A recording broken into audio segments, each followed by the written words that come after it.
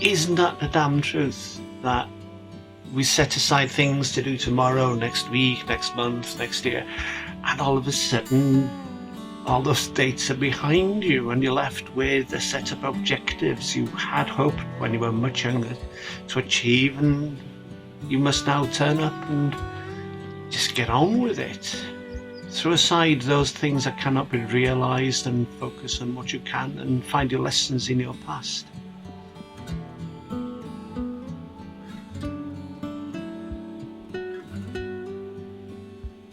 Look to your friends, people have lived before you. I was up quarter past six to 6:30 this morning. Alarm, 1:15, get up, 30:30.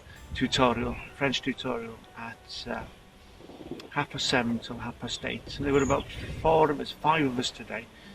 Michael from France, Michelle, she was from, believe it or not, Brazil, and a couple of Germans. And it was great fun. We just rant on. The subject for today, and there's a subject for every week actually, was gestion du temps, which is time management. It's quite interesting because it's what I've been thinking about, Annie. Anyway, just people came and we had a conversation. Lovely people.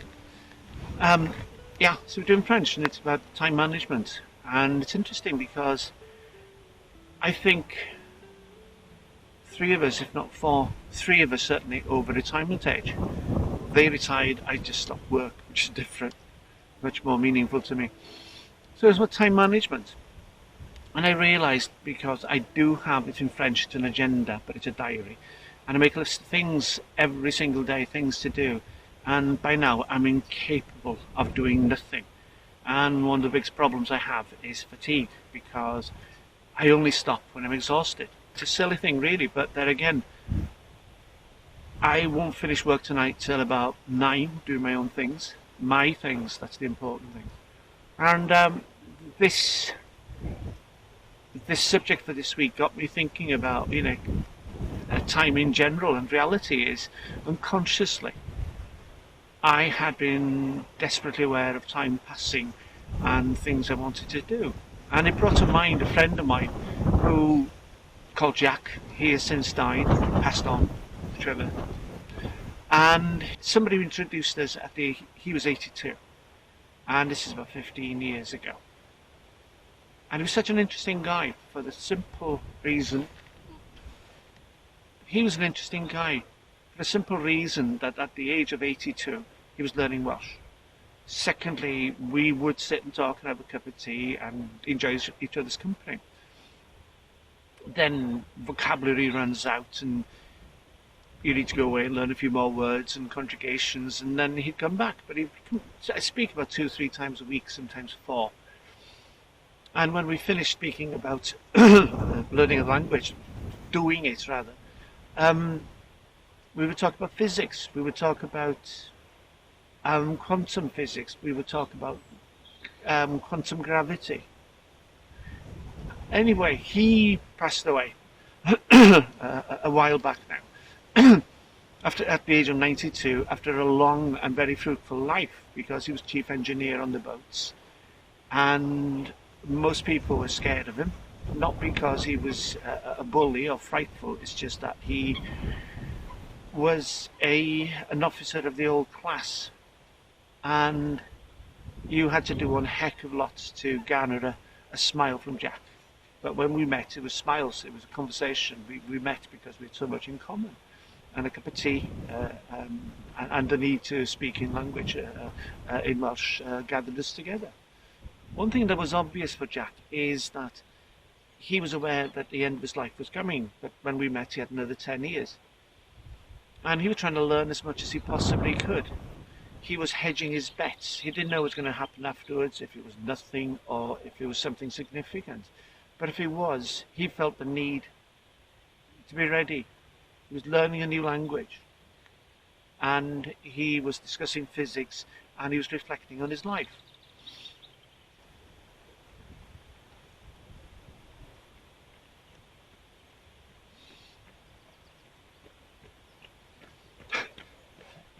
You look as if you've done something. What's that? You look as if you've done something. You're going to see me a few times then. Go round. Then after the war, in order to escape the tension that builds up in war, I imagine. I don't know. I imagine. One of the things he did was he went out with the Norwegian whale chasers. And he was telling me, he said, I'm embarrassed, I'm ashamed of what I did. Now, in reflection, I'm embarrassed by what I did. However, it was adventure. I was young. It was the Antarctic, more or less. I'm talking about 40, was it roaring 40s, filthy 50s and the 60s latitudes. And he said he had an incredible time. Nearly lost his life on a number of occasions. Came away with an enormous respect for the Norwegians as hard workers and as hard drinkers. He said, even today, reflecting on it when we were speaking, he couldn't believe that people could drink that much. One thing we both had in common, I think, was, and it's still with me today, and I just remembered about it when I started thinking about the course and I'm thinking about Jack, is we've never liked a company of people. We've never liked a company of people who just talk about what they're going to do instead of doing it. And it's something that came up in French. Again, it's about how do you protect your time? And one of those things I had was, well, I make sure I'm with people who I want to be with, and when I'm with them, the time is precious. But when I'm not with them, I choose not to be with anybody else, and it's something I've done in the past. Time is precious, you cannot waste it.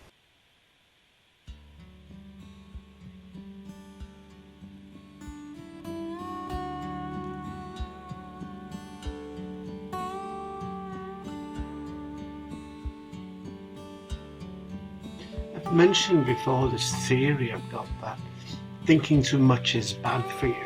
It gets in the way of probably doing the things you want. I'd say, looking back over my life and what appeared to be important decisions at the time where I would think too much about it, were in fact very binary. It was yes or no. Afterwards, I'm an expert. Always afterwards. 99% of my decisions, and those that I said a no instead of a yes, invariably go back and do the opposite, you know.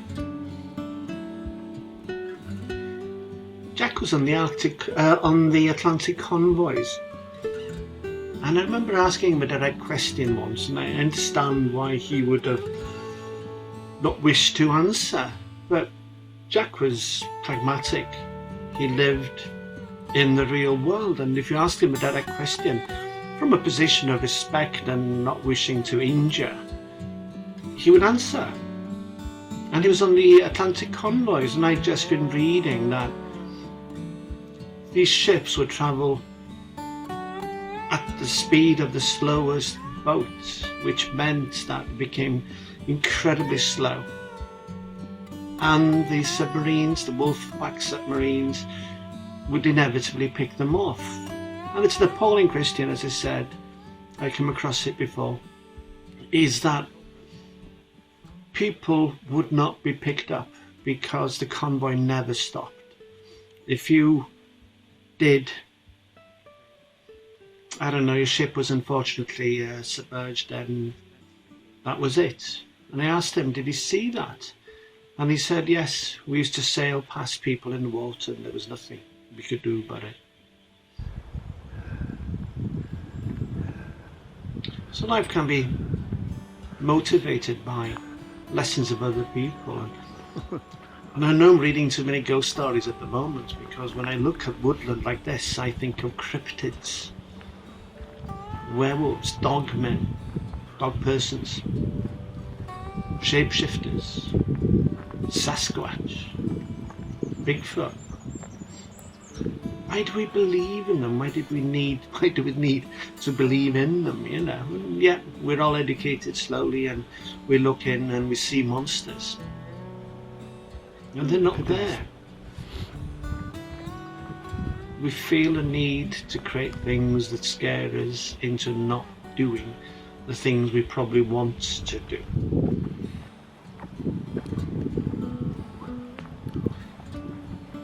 Maybe it's because we live in a world where these days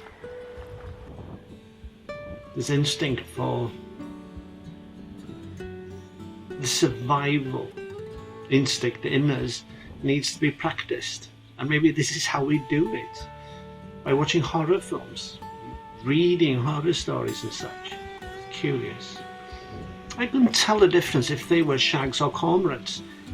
They're not dark, so they must be shags or something.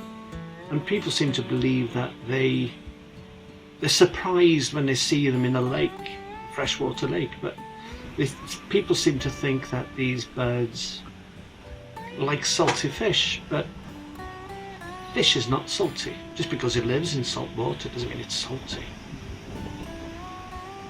We have such strange, daft beliefs that if we were to challenge them, then, life would become easier. Because most of our beliefs about ourselves and about other people are just biased, and we're lazy. We should exercise critical thinking far more.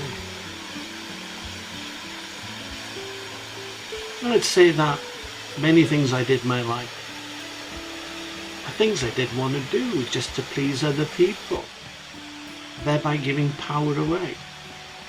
By the way, this dam was, I think they started building it in 1941, finished it in 1951, and it's 200 acres of water behind it, and that's massive. It's not compared to rivers, obviously. And I love coming here. Blackberries in autumn, and also sloes, to make sloe gin or to make jam even, but a sugary wine.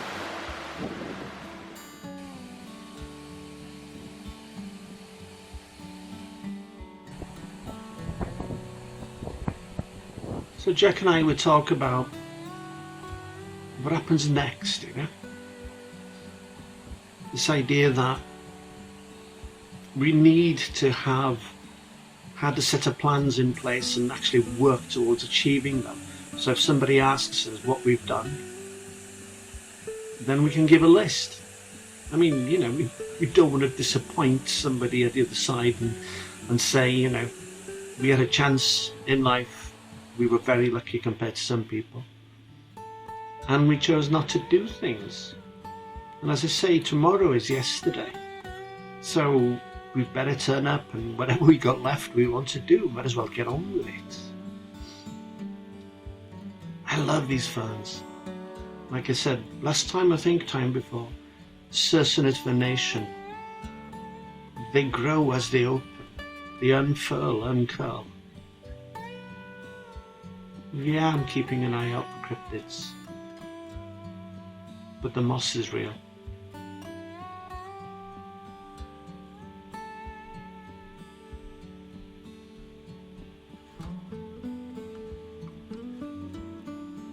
So, in the time that's left to us, then we better turn up and engage.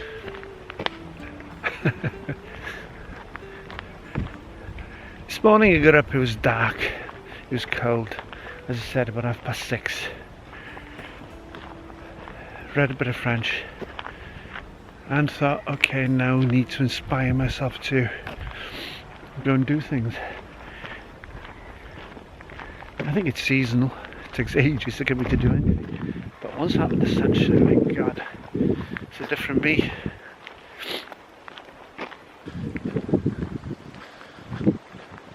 Reservoirs as big as the one on the right. Many places have sailing clubs on them, but not this one. I don't know why. The excuse given usually is that as soon as you jump into a wetsuit, then you pee. Not my experience at all. I have peed in them, but generally at sea, We used to go surfing in February, in January. Boxing Day's the earliest I've done it. Was it the latest?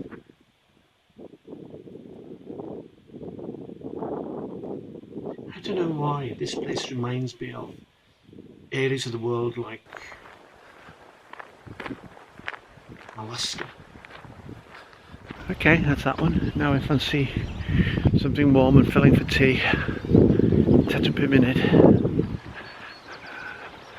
I'll tell you how to make it actually. Don't know if you've had Tatw Pum Munud 5-minute potatoes. Bit of a misnomer. It takes about 40 minutes, 30 minutes. Let's be optimistic. But you can't beat physics, so 35 minutes. Take it from there.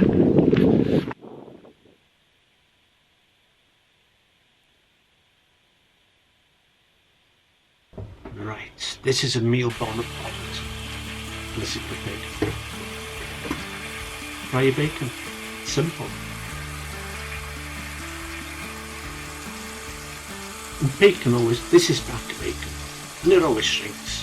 You know, you get the good stuff and it doesn't shrink as much, but, you know, our budget is our budget. So it looks like there's a handful in there, but they shrink, and I actually did put, I think, another 3 rashers in there. And there's nothing better than the sound of bacon frying, even though these days, generally, I grill everything. I don't grill lettuce and I don't grill eggs. Would you? No problem. Not lettuce. So, that's an appropriate amount of bacon for a meal for 4 possibly. Not quite half a pound, but not far off it. So the ingredients are onion, bacon, and let the sticky bits stay there. Then onions and potatoes. And it's up to you, this is not a complicated recipe at all. Just fill the thing with onions afterwards, because the onions will deglaze that flavour, Should have put a bit more in, that's stock. I just put enough in there to cause steam, and it helps with softening the onions. This is the meal I used to have as a child. The family of 6 of us, it was a belly filler. And this is yet another challenge actually. This is a test of character. To leave this alone, not to make a bacon butty while the onions are cooking. It is absolutely glorious. I love bacon. I don't eat it often. Don't eat meat often. I eat a lot of fish. I suppose in the past I would have, I don't know, get some bread and try and soak up what's left, or even younger probably try to lick it. Yeah, cut them into tranches and, you know, your little finger maybe. No thinner, otherwise you end up with mush. And again, I don't know how many, I had 5 potatoes probably, if not 6. It's up to you entirely. The bacon's a magic ingredient, but you know, it's a marriage of things that cheer you up. I have got Irish ancestry, maybe that's where the love of potatoes come from. And that's it, potatoes, bacon and onions. Give them a bit of colour. And then when they're soft and a bit of colour to them, taken up from the juice, then just put this in, distribute it. I'm describing the blinking obvious here, aren't I? And I assure you, I think there's one small piece of bacon that was eaten. The rest of it, it's all going back in. And I'll get a piece of bread for the plate. There we go. Start off delicately. As I say, ruffian. I've just come in from doing some work. My hands are clean. Yeah, cover them.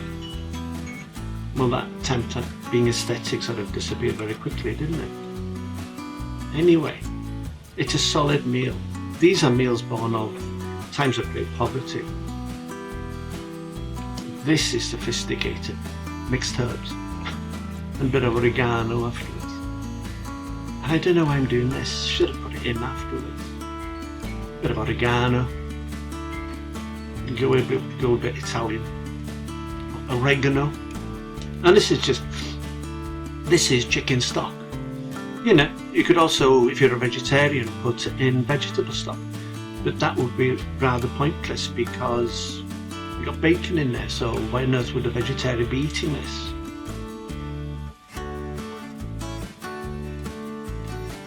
I suppose cannibals were on vegetarian diets most of the time in the past. You know, they'd eat vegetarians, wouldn't they? That is my Le Creuset faux, my false pot. I love it. Yeah, getting there. As I said, about 35-40 minutes in all to cook it. I put in a bit of of gravy there to add a bit of colour. You know, the usual way, which is, you know, the pan and a bit of flour and half bottle of wine and such. You know, and if you haven't got that, do like me actually. It's gravy brownie, granules. I love it. That is so warm and attractive. Unsophisticated cooking by the ruffian, it's me, but that will fill you. And while this was going on, I was finishing cooking a loaf of bread at me. It's that one. It's got olives and it's got cheese in it.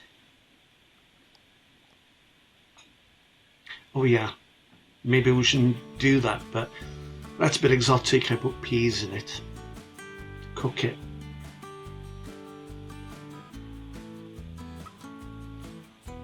Now get on with things. With a robust meal in your stomach. Just get on with things. Achieve. Done your bit, but everybody else, it's your turn.